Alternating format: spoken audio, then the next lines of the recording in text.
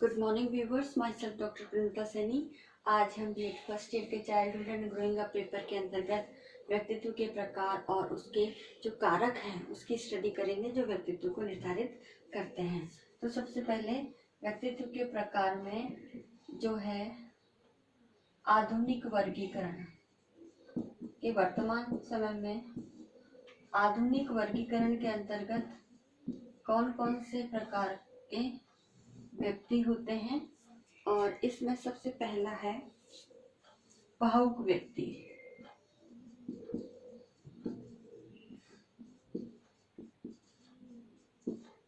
जैसे नाम से ही पता है, भावुक व्यक्ति यानी ये व्यक्ति भावुक अधिक होते हैं और इनका जो भी क्रियाएं होती है वो भावनाओं से प्रेरित होती है, यानी फीलिंग्स के आधार पर ये अपनी कार्य को करते हैं। तो उसी आधार पर, उनके कार्यों के आधार पर ही इसे भावुक व्यक्ति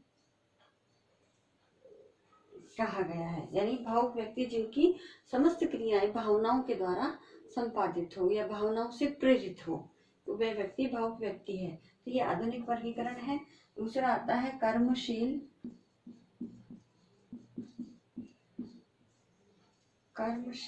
व्यक्ति। अब नाम से ही जैसे स्पष्ट हो रहा है, कर्मशील व्यक्ति यानी जिनकी रुचि जो है वो रचनात्मक कार्यों, भावनाओं द्वारा प्रेरित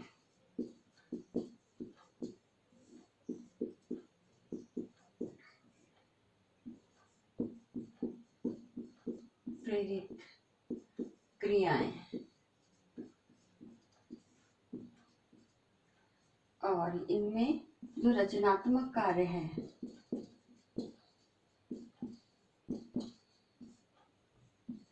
तो ऐसे व्यक्ति जो रचनात्मक कार्य करते हैं, तो उन व्यक्तियों को कर्मशील व्यक्ति, और उसी रचनात्मक कार्यों के आधार पर ही उनका व्यक्तित्व हमें उनके कार्य व्यवहार के आधार पर समाज में अलग रूप से दिखाई देता है। और ये व्यक्ति जो है हर समय किसी न किसी कार्य में संलग्न पाए जाते हैं, और वो कार्य कैसा होता है, क्रिएटिव वाला। तीसरा है विचारशील व्यक्ति।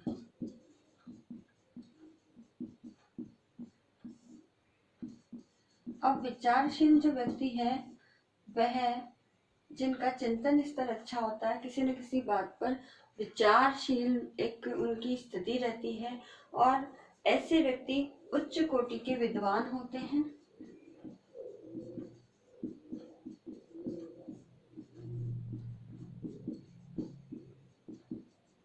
उच्च कोटि के विद्वान वर्ग होते हैं और कोई भी कार्य करते हैं उससे पहले वे सोच विचार करके ही उस कार्य को एप्लीकेशन पार्ट में लाते हैं या क्रियान्वयन करते हैं। तो इस प्रकार लेटेस्ट जो क्लासिफिकेशन है व्यक्तित्व के प्रकार का वो यही है कि इसमें 3 प्रकार के व्यक्ति आमतौर पर हमें हमारे समाज में दिखाई देते हैं: भावुक व्यक्ति, कर्मशील व्यक्ति और विचारशील व्यक्ति। तो अब इसके बाद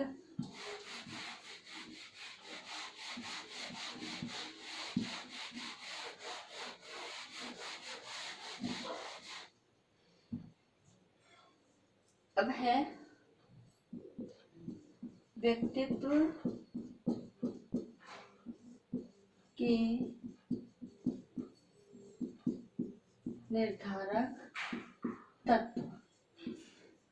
तो व्यक्तित्व के जो निर्धारक तत्व है, इन व्यक्तित्व के निर्धारक तत्वों में व्यक्ति का जो आंतरिक आचरण है और बाह्य आचरण है, उसी के आधार पर हम व्यक्ति को, क्योंकि आंतरिक जो भी बाह्य आचरण व्यक्ति कर रहा है वो उसकी आंतरिक जो क्रियाएं हैं, प्रतिक्रियाएं हैं, जो प्रत्यक्ष और अप्रत्यक्ष रूप से उसकी बाह्य क्रियाओं को प्रभावित करता है, उससे प्रेरित होता है। तो इस प्रकार व्यक्ति की अपनी जो जन्मजात अर्जित प्रवृत्तियां हैं, जो समाज में रह करके अपने अनुभव के आधार पर उस ज्ञान को अर्जित करता है और उसी को ही वो व्यवहार में प्रयोग में लाता है, तो उसी प्रयोग के आधार पर उस व्यक्ति के व्यक्तित्व को हम डिफाइन करते हैं। तो अब वो कौन कौन से कारक हैं जो व्यक्ति के व्यक्तित्व को निर्धारित करते हैं। अब इसमें से सबसे पहला है शारीरिक तत्व।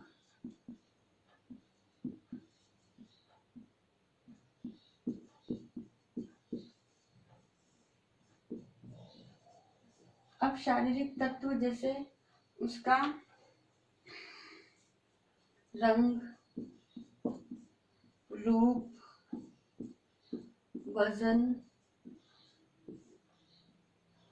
उसकी आकृति यानी स्ट्रक्चर कैसा है, आकृति, साथ ही उसकी वाणी, स्वर आदि जो है वह व्यक्तित्व के शारीरिक तत्व है और ये शारीरिक तत्व के आधार पर ही उसका व्यक्तित्व निर्धारित होता है। दूसरा तत्व है वह है वंशानुक्रम।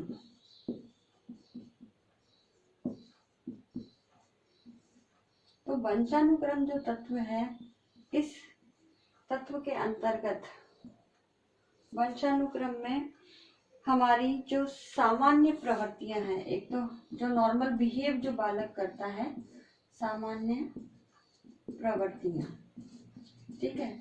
सामान्य प्रवृत्तियों के साथ साथ सेकंड आता है उसकी मूल प्रवृत्ति। मूल प्रवृत्तियां जो जन्मजात होती है। और सामान्य प्रवृत्तियां वे प्रवृत्तियां कही जा सकती है जिसे बालक अपने समाज में रह करके दूसरे व्यक्तियों का अनुकरण करके उसे अर्जित करता है। और मूल प्रवृत्तियां जो उसकी जन्मजात प्रवृत्तियां होती हैं, साथ ही उसके संवेग,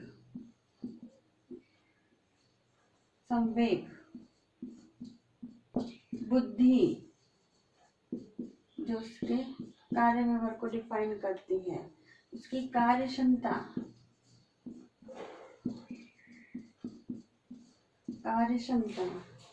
स्नायु मंडल यानी उसका नर्वस सिस्टम, स्नायु मंडल, प्रतिक्षेप,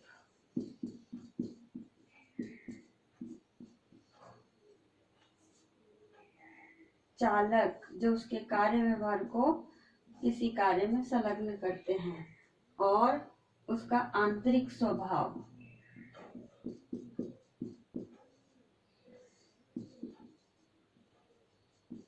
तो ये सभी जो होते हैं वो बालक के व्यक्तित्व को निर्धारित करते हैं और ये गुण ही वंशानुक्रम द्वारा एक पीढ़ी से दूसरी पीढ़ी में हस्तांतरित होते हैं।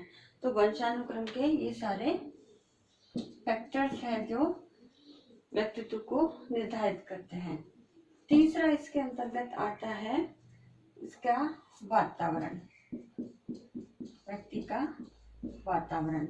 अब जब वातावरण की बात करते हैं तो वातावरण के अंतर्गत जो भी प्रभाव है वातावरण का, वो व्यक्ति के व्यक्तित्व को निर्धारित करता है। अब इस वातावरण के अंतर्गत जो है सबसे पहला अगर हम देखते हैं तो उसका पारिवारिक वातावरण, क्योंकि बालक जब जन्म देता है तो वो परिवार में ही होता है। दूसरा उसका सामाजिक वातावरण, जिस समाज में वो रहता है। फिर उसका आस पड़ोस,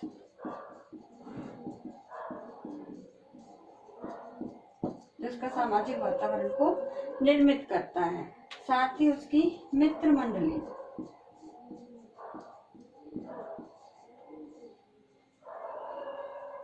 और लास्ट आता है विद्यालय।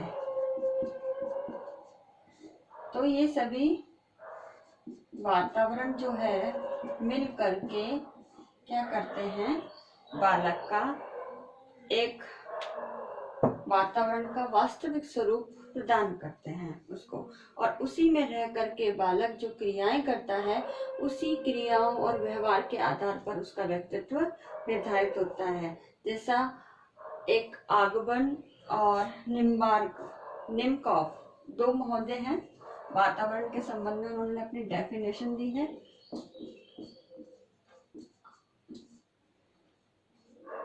आगबन एवं निमकॉव।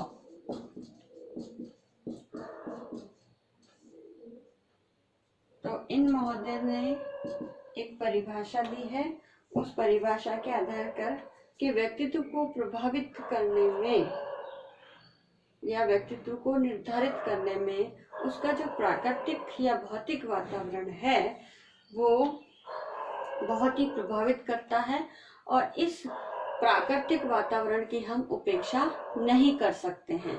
तो इस प्रकार आज के इस वीडियो में हमने व्यक्तित्व को निर्धारित करने वाले 3 कारक, शारीरिक तत्व, वंशानुक्रम और वातावरण की स्टडी की। आगे के जो निर्धारित करने वाले कारक हैं जो व्यक्तित्व को निर्धारित करते हैं, उनकी वीडियो नेक्स्ट वीडियो के अंदर हम उसकी स्टडी करेंगे।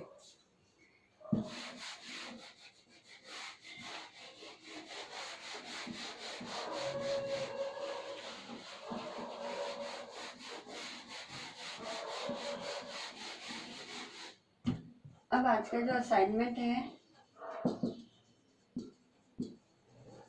इस असाइनमेंट में आपको एक क्वेश्चन दिया जाता है कि व्यक्तित्व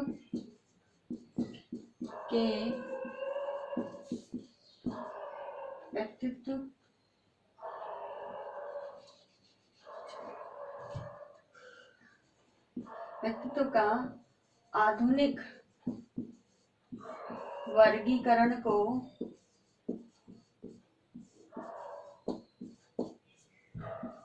स्पष्ट कीजिए।